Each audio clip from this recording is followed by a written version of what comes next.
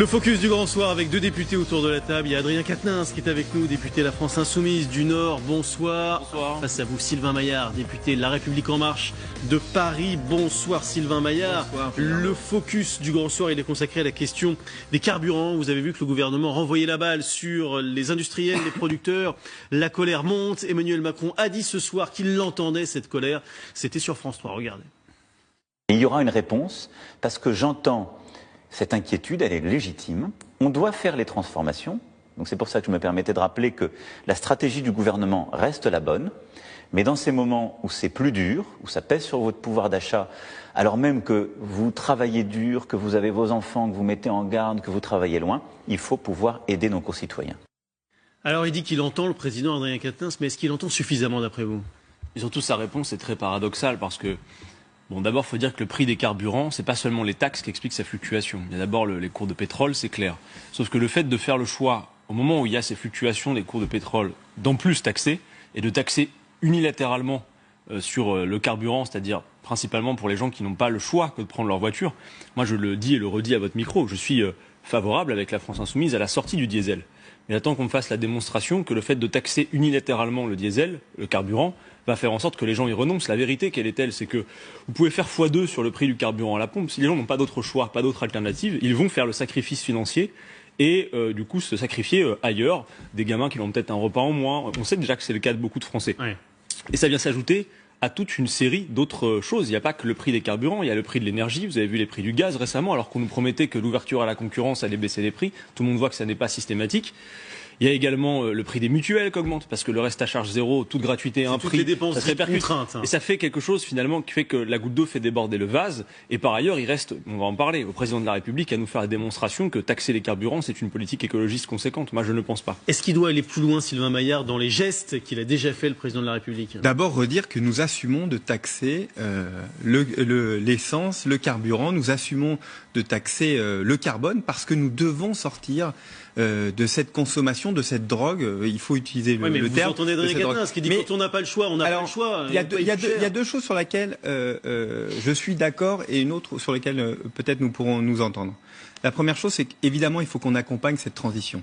Moi, j'entends Adrien Quatennens qui dit qu'il n'y a pas de solution. C'est vrai que sur certains modes de consommation d'essence, je pense à certains artisans, on commence à avoir des véhicules électriques, hybrides électriques, mais qui coûtent encore cher. On a voté dans le projet de loi de finances, il y a 2 semaines maintenant, on a voté un suramortissement pour aider cette transition. Il y a des primes, on a augmenté les primes, on est à plus de 200 000. Ça ne suffit pas, vous l'entendez bien. Et très clairement, le président de la République s'est prononcé dessus en disant il faut que nous accompagnions plus, trouver des solutions. On va avoir, dans 2-3 jours, on va voir le gouvernement va faire des propositions. Il a déjà réfléchi. Est-ce qu'il faut abonder le chèque énergie, aider ceux qui vont travailler, aider ceux qui vont emmener leurs enfants à l'école en voiture, qui ont besoin de la voiture parce que évidemment ça coûte cher. Et là-dessus, je suis d'accord.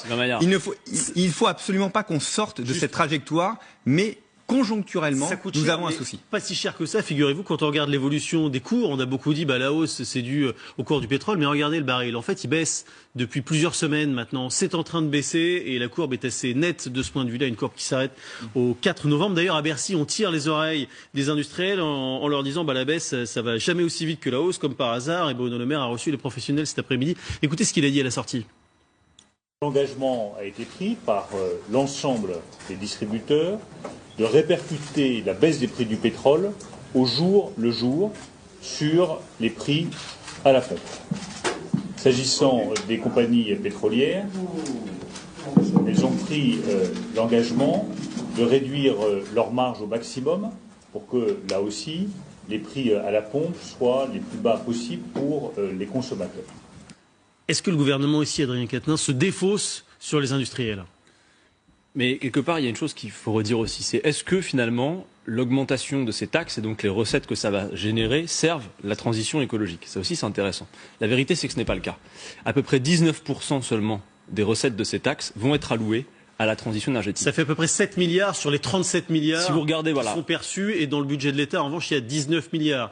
Et la somme du budget de l'État, elle augmente, alors que celle de la transition écologique, elle n'augmente pas. Si vous regardez sur le budget 2019 que nous sommes en train de travailler à l'Assemblée nationale, au total, c'est à peu près entre 3,5 et 4 milliards de ponctions supplémentaires, prétendument pour la fiscalité écologique. En réalité, sur cette somme, il y a, je crois, que 180 millions de réellement fléchés investis vers cette transition. On voit ici la répartition pendant que vous parlez. Moi, j'interroge finalement 17 milliards pour le budget de l'État. Même si, et je veux penser qu'on peut partager cet objectif avec Sylvain Maillard de sortie du diesel et des carburants. Moi, j'interroge la cohérence de la politique écologique du gouvernement, si tant est qu'il y ait une politique écologique. Parce que d'un côté, on taxe unilatéralement les carburants, mais en même temps, et c'est vrai que en même temps, c'est finalement l'apanage d'Emmanuel Macron, mais on poursuit le déménagement du monde. Emmanuel Macron a signé les accords de libre-échange qui font qu'on déménage les marchandises du Canada à l'Europe, puis du Japon. Donc, quelle cohérence il y a finalement à d'un coup taxer celles et ceux qui n'ont pas le choix pour aller au travail, pour conduire leurs gamins, que de prendre la voiture, et en même temps de continuer ce déménagement permanent du monde. Quelle cohérence y a-t-il à taxer davantage le carburant et en même temps faire l'ouverture à la concurrence de la SNCF qui va provoquer cet effet que par souci de rentabilité, il y a un risque que les petites lignes vont fermer. Alors, moi, je serais favorable. Non, mais tout ça est très cohérent finalement. Ça interroge la cohérence d'une politique écologique. Moi, je serais prêt à rediscuter de la taxation des carburants le jour où par ailleurs on investit vraiment et on offre une alternative. Aujourd'hui, les gens n'ont pas le choix. Si demain on fait les transports en commun gratuits, si demain on finance des infrastructures ferroviaires dignes de ce nom qui permettent aux gens qui habitent dans les zones rurales d'avoir un véritable choix. Mais bien sûr, mais on a des leviers budgétaires, on pourrait le faire. Vous savez, je prends juste un exemple, après je laisse parler mon collègue Sylvain Maillard, mais la fraude et l'évasion fiscale, ça représente 100 milliards d'euros dans ce pays. C'est 1600 euros par an et par contribuable. Emmanuel Macron, il y alloue une police de 50 agents. 50 agents, c'est 2 fois moins que ce qui a été envoyé pour perquisitionner la France insoumise. Est-ce que, Sylvain Maillard, le prix des carburants va baisser grâce à ce petit coup de pression infligé par Bruno Le Maire aux industriels? D'abord, je crois que c'est toujours bien que le ministre parle aux industriels et aux distributeurs pour leur dire il faut faire un effort, vous avez parfaitement dit. Ça monte toujours de façon, c'est toujours une équation qui permet de monter. D'ailleurs, le gaz, tout à l'heure, ce que vous dites en disant le gaz augmente, c'est vrai que le gaz, il est calculé sur le prix du dollar. C'est le sous-jacent du prix du pétrole. Donc effectivement, si le pétrole augmente, le gaz augmente automatiquement. C'est un calcul. Moi, ce que je voudrais dire, c'est que l'argent supplémentaire de la taxation du carbone, il sert à la transition écologique. Mais non. D'abord, le budget de François de Rugy augmente d'1 milliard. Francs, qui nous permet d'investir dans quoi? Dans l'éolienne offshore, par exemple. On en a inauguré une il y a quelques semaines à Saint-Nazaire qui enfin en route et qui va se démultiplier dans les mois et les années qui viennent. Ça nous permet aussi de dédoubler la prime pour la transition, c'est-à-dire la prime pour changer de véhicule. On avait un financement pour 500 000 voitures sur le quinquennat. On est déjà à plus de 200 000 au bout d'un an et on va l'augmenter encore parce que c'est comme ça qu'il faut changer. On l'a vu et c'était la même somme l'année dernière. Alors qu'il y a des Julien Arnaud, si cette prime qui permet la conversion pour un véhicule neuf, pour un véhicule d'occasion, pour passer à l'hybride rechargeable, l'électrique, si on avait budgété 500 000 voitures, si on peut en faire pour le quinquennat, si on peut en faire 2 millions, 3 millions, 4 millions, cet argent servira à ça.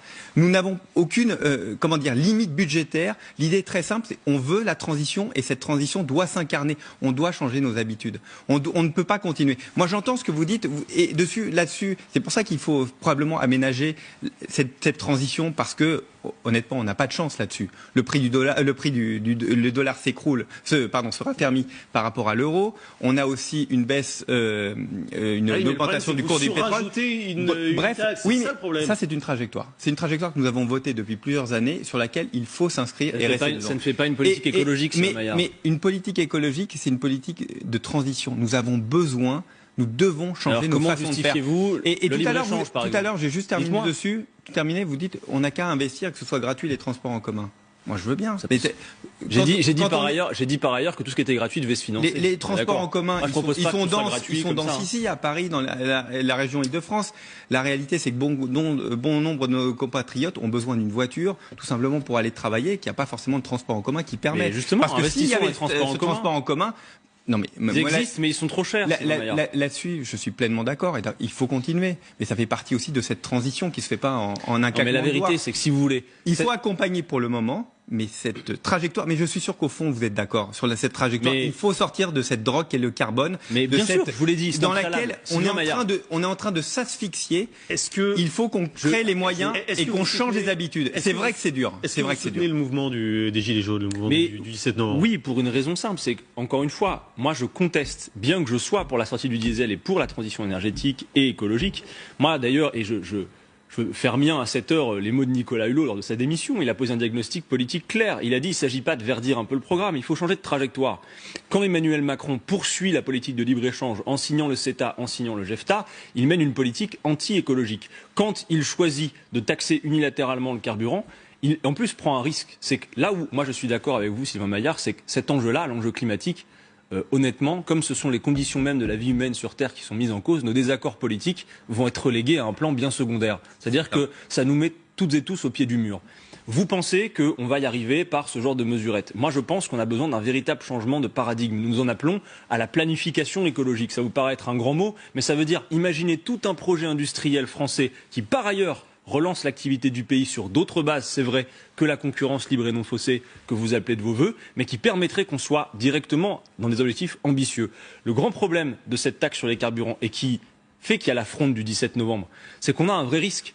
C'est que vous êtes en train de tenter de faire de l'écologie, en réalité je conteste que vous en fassiez, contre le peuple lui-même.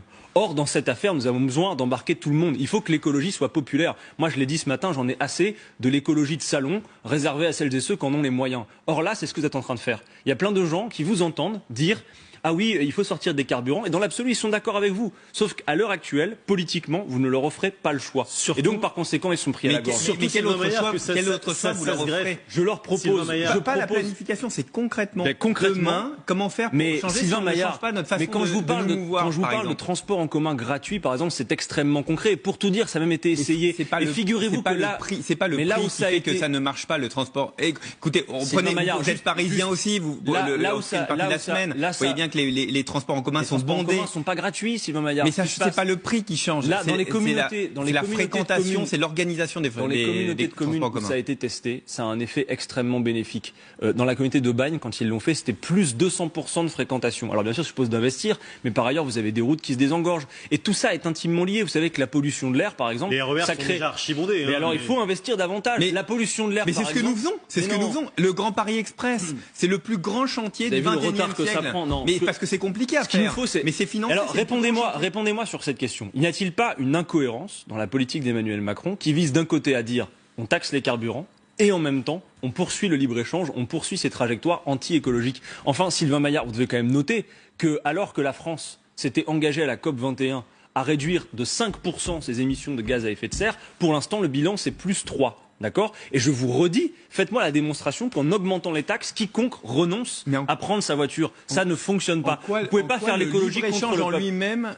En quoi le libre-échange en lui-même est contre-écologique? C'est ça que je n'arrive pas à comprendre. Vous dites, tout simplement pourquoi? Vous pensez tout simplement des crevettes à un endroit qu'on les transbahute à l'autre bout du monde pour les équeuter et qu'on les revende à l'autre bout. Donc en France, on mange plus de, ça vient des îles, on mange plus d'ananas, on mange plus de, comment ça se passe? Si vous n'êtes pas pour si vous n'êtes pas pour la relocalisation de l'activité paysanne, ça vous regarde. Moi, je pense que non, mais enfin, vous n'avez pas à produire des bananes en Île-de-France. Alors arrêtons sur les bananes, si vous voulez bien. Revenons un peu sur l'essence et sur le carburant. Est-ce que le problème, ça n'est pas qu'il y a plein d'autres questions et plein de sujets qui se greffent autour de ces thématiques du pouvoir d'achat? On entend les retraités qui protestent eux aussi. Tout le monde rejoint ce flambeau des Gilets jaunes, ce qui empêche de faire passer ce message écologique que vous essayez pourtant de vendre à la population.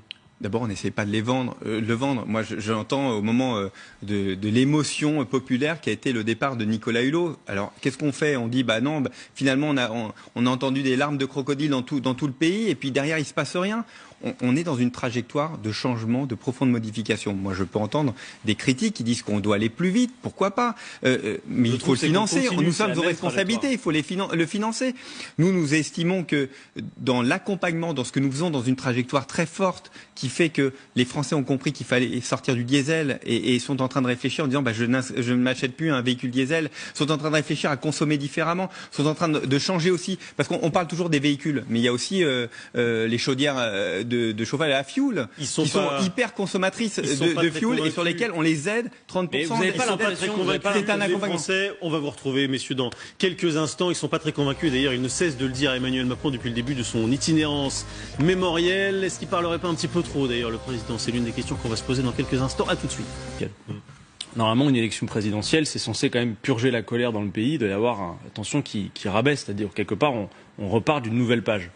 Or là, on le voit, 1 an et demi après, on a vraiment le sentiment d'être quand même plutôt vers la fin du quinquennat que le début, dans l'ambiance générale, je veux dire. Et pour moi, ça tient pas. Alors, j'entends tout ce qu'on dit sur les commentaires de forme, la pédagogie. Pour moi, ça tient pas à ça. M'excuserez, moi, je fais pas du commentaire journalistique et j'ai pas de mépris pour le commentaire journalistique. Je fais de la politique. Moi, ce qui m'intéresse, c'est de voir que les grandes trajectoires poursuivies par Emmanuel Macron, de mon point de vue, ne modifient pas les trajectoires de ses prédécesseurs. C'est-à-dire qu'Emmanuel Macron, il a fait une promesse de renouvellement sur la forme et visuellement, il est arrivé. Mais encore une fois, sur les grandes trajectoires, le libéralisme économique, la politique de l'offre, la concurrence libre et non faussée. Quelque part, vous prenez Sarkozy, vous prenez le Hollande. Choix des Français, oui, non, mais c'est même pas le débat. Ok, admettons. Vous prenez Sarkozy, vous prenez Hollande, vous prenez Macron. Sur ces grandes trajectoires, finalement, on est dans quelque chose qui est dans une profonde continuité. Moi, je pense qu'en fait, Emmanuel Macron, c'est celui qui, par ce renouvellement sur la forme, permet un sursis à un modèle que je considère comme obsolète. Voilà ce que je pense. Mais il n'avait pas caché pendant la campagne j'ai pas dit ça, madame. Le chemin qu'il allait emprunter. Les Français le savaient. Je ne l'ai pas dit, sauf Pourquoi que vous en profitez pas plus? Moi, c'est la vraie question. Moi, je vais vous dire Pourquoi les oppositions sont à la ramasse? Je vais vous dire une chose. D'abord, 17 mois, on va pas rester comme ça 5 ans. Là, c'est intéressant. Au moins, on fait de la politique. Ce que je veux vous dire, c'est que si vous vous souvenez des enquêtes d'opinion sortir de la présidentielle sur les ressorts du vote, par exemple, le ressort programmatique pour Macron, c'était seulement 24%. C'est-à-dire que, contrairement à nous, le vote Jean-Luc Mélenchon avait un ressort programmatique de près de 80%. Donc ça veut dire que, même si, bien sûr, personne chez nous n'a jamais dit qu'Emmanuel Macron n'était pas légitime, il a été élu. Néanmoins, sa légitimité tient à autre chose qu'à une adhésion programmatique. Et ça, c'est important de le signifier, parce que ça explique aussi les colères qu'on constate 18 mois après. Nous, c'est un vote d'adhésion, c'est vrai. Voilà, nous, c'est un vote d'adhésion. Mais il est minoritaire, il est très minoritaire. Il est minoritaire, mais ce serait pas un vote d'adhésion. Mais il est moins politique que le vote. Il est moins programmatique, Sylvain Maillard. Je refuse. Non, mais il est moins programmatique. Il est moins politique. Disons que le ressort du vote, et surtout, une fois qu'on a atteint le deuxième tour, vous le savez comme moi, et d'ailleurs, c'est Emmanuel Macron lui-même qui dit et qui se définit comme le fruit d'une effraction. C'est pas moi qui le dis, c'est lui-même. Donc il y a quelque chose qui est profondément vrai dans ce qu'il dit. Effraction entre les partis. Oui, mais effraction au sens aussi où il le sait, à la faveur d'un vote face à Marine Le Pen, n'importe qui aurait été élu. On le savait à cette heure. C'était le cas. Tant mieux. Mais bien évidemment. Mais donc, il y a ce cas particulier. Il y a beaucoup de gens qui sont allés. Lui que ça n'a été vous avez beau dire, ça a été un choix. Beaucoup de Françaises, de Français, ils sont allés en se pinçant le nez. Voilà, il a été élu. Donc maintenant, il y a la nécessité de Jean-Luc Mélenchon construire est une arrivé opposition. 4e et évidemment. Et vous, maintenant, comment ça a progressé? Comment l'opposition peut se construire? Mais vous savez, nous n'arrêtons pas de faire des propositions crédibles. Sylvain Maillard a l'habitude de notre opposition, et je pense que pour le coup, entre nous, on se respecte là-dessus. C'est que moi, quand je débat à l'Assemblée nationale, je ne fais pas de l'opposition principielle. À chaque fois que je déconstruis quelque chose que fait Emmanuel Macron, je m'efforce, parce que je sais que je ne m'adresse pas qu'à mes collègues, dont Sylvain Maillard, fût-il très sympathique, mais à tout le pays, en disant, si nous étions à leur place, plutôt que de simplement dire c'est mal ce qu'ils font, voilà ce que nous ferions. Moi, vous devez comprendre une chose, c'est que quand je vois Emmanuel Macron dérouler son programme, je me dis finalement, quel temps perdu pour des choses que de toute façon, de mon point de vue, nous devrons faire. Voilà ce que je me dis. Oui, mais les gens ressentent les inégalités et vous faites pas 40%. Eh bien, on a encore du travail, ça c'est sûr.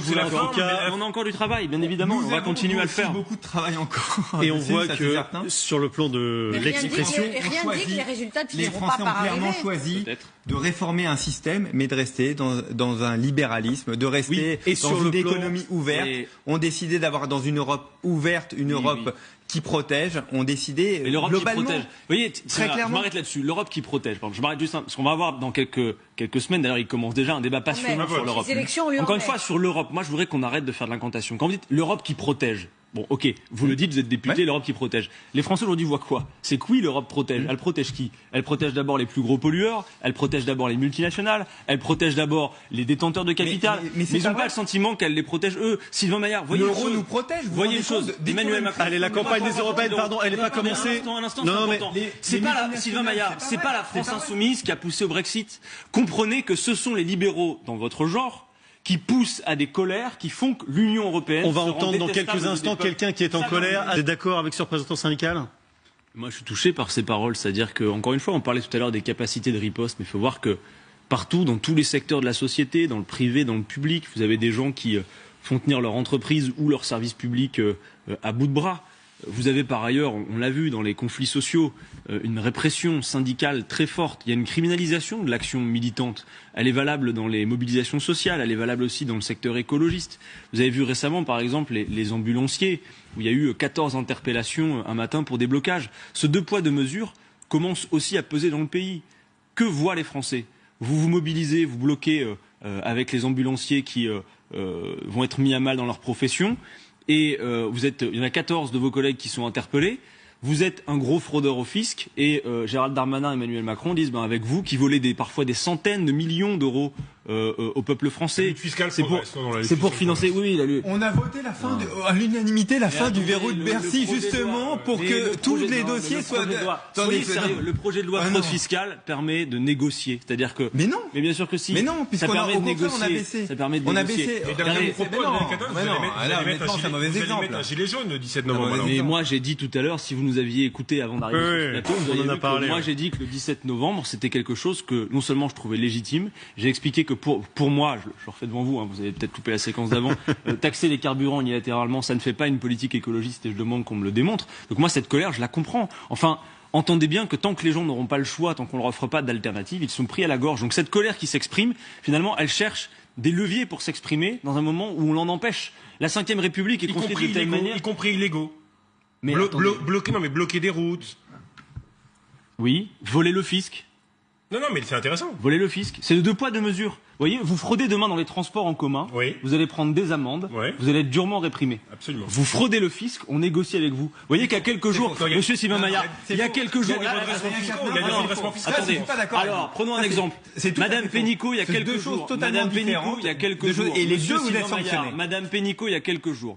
Applaudissez des 2 mains la première banque mondiale, JP Morgan Chase, parce qu'elle faisait un investissement de 30 millions en Seine-Saint-Denis. On parle d'investissement philanthropique. Tout le monde, toute la classe politique macronienne applaudit des 2 mains. Il y a quelques mois seulement, au début de l'année, cette même banque a été blanchie. On lui a permis il n'y a plus de poursuites judiciaires pour 300 millions d'euros qui ont échappé au fisc français. Sylvain Maillard, on est actuellement à l'Assemblée nationale en train d'étudier le budget. Avec 300 millions d'euros, vous savez ce qu'on fait de service public. Vous savez ce qu'on fait dans les réponse, il nous reste quelques secondes. Réponse de Sylvain Maillard. Donc la colère populaire que vous méprisez, quand vous entendez un syndicaliste vous parler, allez, laissez-le répondre. Que ce 2 poids 2 mesures va se retourner contre vous et c'est justifié. Adrien Quatennens, on va pas faire le show, je vais pas dire moi, très clairement. Moi, je fais pas le show, j'exprime une colère qui est légitime et que vous méprisez. Vous vous rendez compte, c'est-à-dire que vous êtes en train de dire sur un cas, très sincèrement, je ne connais pas le cas. Vous êtes en train de dire que la justice a décidé de ne pas poursuivre, que la justice française a décidé de ne pas poursuivre, et vous êtes en train de dire, non, mais la justice a tort, et donc on devrait faire. C'est à quoi? On est dans un pays, c'est ce qu'on vous a reproché il y a quelques semaines. On est dans un pays où la justice est indépendante. Des gens qui se battent pour quelques miettes sont durement réprimés. Et où de grands fraudeurs au fisc, vous êtes député comme moi, vous devez respecter la justice. C'est votre honneur, c'est notre honneur de respecter l'indépendance de la justice. Il y a des redressements. Vous avez le droit d'être contre, vous avez le droit de juger, mais vous ne pouvez pas remettre en cause l'indépendance de la justice. Merci beaucoup. C'est du populisme. Merci beaucoup à tous les 4. Le grand débat particulièrement passionné ce soir. Vous restez avec nous parce que dans quelques instants, ce sera un face-à-face. Sophie de Menton va nous rejoindre et face à elle, il y aura Jean-François Kahn. Merci infiniment.